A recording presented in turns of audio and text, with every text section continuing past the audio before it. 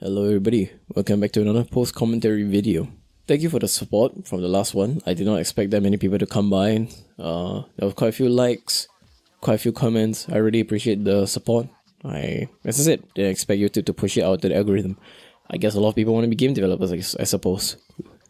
Anyways, as you read by the title, the topic this time around is you probably shouldn't join a game dev school, or whatever the title is for you. I wanted to discuss this topic because this is something that one of the comments in my previous video mentioned and asked was about getting further education in game development specifically. I want to talk about this as well because this is something that I probably would like to warn people before joining a school, especially those within my country, which is Singapore, before deciding to join a game dev school. I had structured this in a different way. I had recorded this before, but I just want to do this in a different way now. I'm going to start with, are you even cut out for this? When I say this, I'm not trying to say this in a way to dissuade you from doing this just because maybe you're not the kind of person who is disciplined, but I will say you must have some level of discipline.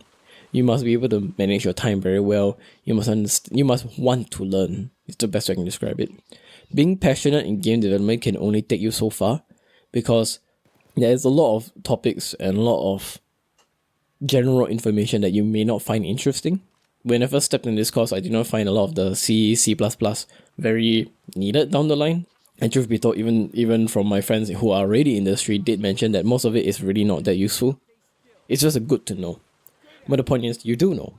And you must be interested in knowing. The interest must be in learning and not just making games. Motivation and passion can only get you so far.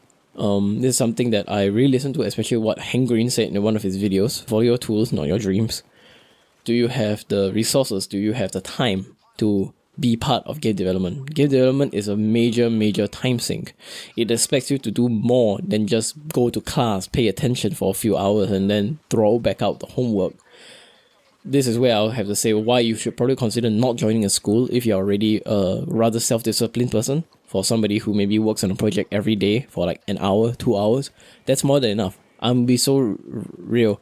If you are hoping to make games by going to a game dev school, you are heading to the wrong place. I'll be very honest. If you're going to a game dev school to get a job, I would still say you should consider joining a different course that is within computer science or design. I would not recommend joining a game dev school in general unless you specifically want to specialize. The reason being is that right now in Singapore DigiPen, which is a school university I'm part of with collaboration in Singapore Institute of Technology.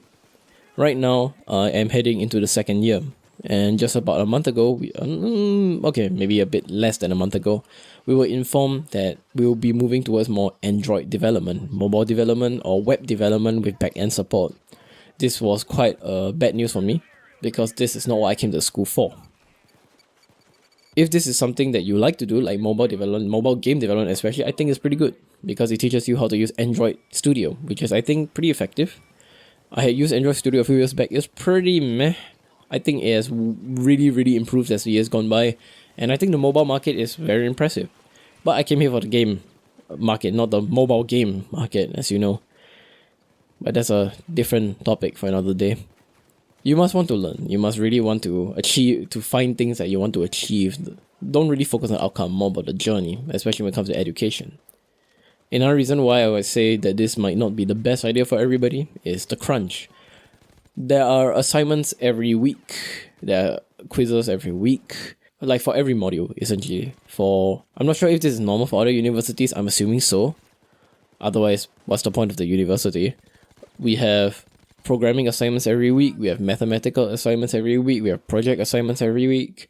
That's just how it is, right? And that should be how it is. Because if you want to learn as much as you can within the short amount of time in university, this is generally the best way. It's a crunch. There's a term that some in the industry has told me once. We wanted it done yesterday. We wanted it done yesterday is a very strong term that I like to use with people who would like to join a game dev course but do not believe in the pressures that it will bring. There is a reason why companies always take a very long time to push out something of good quality, or if they do push out something, eventually it's also of poor quality. Because time is never enough, especially when it comes to games. There are too many moving parts, too many people going around, and there's just a lot of things going on. And as well, right now, because of games being at its all-time high in releases, especially with AI being around now, it's highly competitive. A lot of games find it harder and harder to stand out amongst so many. The recent ones that I say would stand out is probably games like Big Walk, Mecha Chameleon, or Chameleon, however you want to pronounce it. The thing is that these games are, well, what would fall under the genre of friend slop. So the current genre that would be the best to make games would be for friend slop type games or co-op games. If you are a person who would like to earn money, especially when it comes to games, you need to learn these patterns. Just like learning investment and stocks, you need to recognize the patterns, you need to recognize the market. And if you're not a business savvy person, this is something where I would have to say you should probably go to business school first and then consider doing game development, unless you're completely seeing game development as just a hobby, which is not the next part I want to talk about. Game dev as a hobby or game dev as a job. You must understand, first of all, a lot of the resources that you will find in school, a lot of the things you'll be educated upon, can be found on the internet. You don't have to go to school for this. I will keep saying this, and I'll always say this. Everything you can learn about C++ is there on the reference. CPP reference is a website that contains almost all documentation of everything of C++. There are several websites out there. There's a bunch hour-long courses on YouTube to teach you everything of C++. Something like The Cherno has like 112 episodes all about C++. C++ is out there, and truth be told, even everything I have learned in this past year, we have this course called this module called high level programming. We have 3 versions: HLP 1, HLP 2, HLP 3. Even this past year of just straight learning C++, and there's still so much beyond what we've learned. The thing about programming is that you cannot just look at a piece of paper or theorize for a few hours. No, it's a lifelong journey, and that's something you will have to endure, especially when it comes to game development. It's just a lifelong journey. You will never fully be good enough to make a game. You just keep making games to the point you are good enough. It's very ironic. You should just get started, especially if you really want to start making games. Just get started, start learning. You will never get it done. This is a quality from quantity scenario, just like art. The more you do it, the better you get at it. There's no perfect time to get started. So just please get started if you are not considering a job at all and you would like a hobby. Actually, no. Even if you are considering a job, I'm going to be really realistic. Most people that I know in the industry that have done well didn't even get a degree in game development. They had a degree in like either some random thing like business or art, or user interface is pretty important, but it was usually more on the more passion side of stuff. You don't need a lot of technicalities to know things, right? Okay, I went off on a tangent again. So, hobby versus job. The reason why I would say you should consider this is because a job has a lot of responsibility and you need to be very accountable of everything you do. And there's also people politics when you're working out in the industry. You have to deal with people, you have to deal with your bosses, you deal with lower management, higher management, you deal with your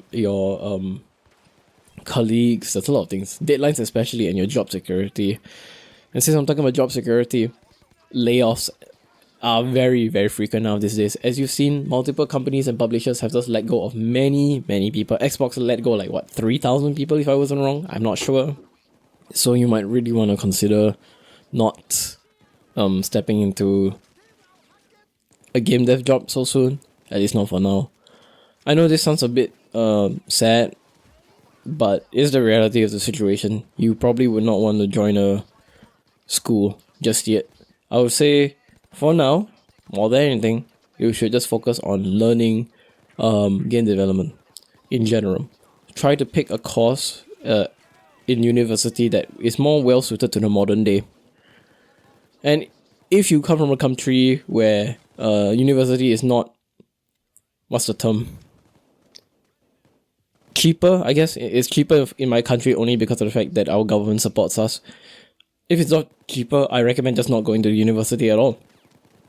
Well, that's of course if you have the money to not get a normal job, or if you even bother to want to get a corporate job, then yes, getting a degree helps. But if it's not going to help, don't waste the money, especially on game development. There's a lot of things you can learn without going to school.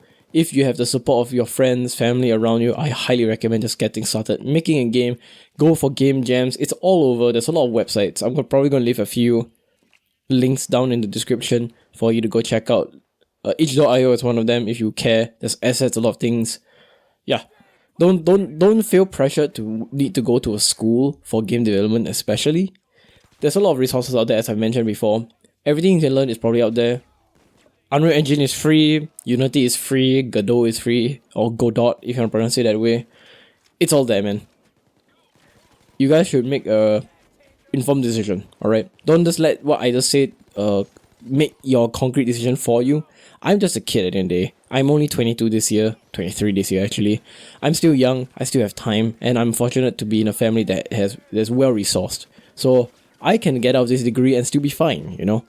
But if you're the kind where you don't have a as well-to-do background, I highly recommend thinking through your options, being aware of the world, and being informed most importantly.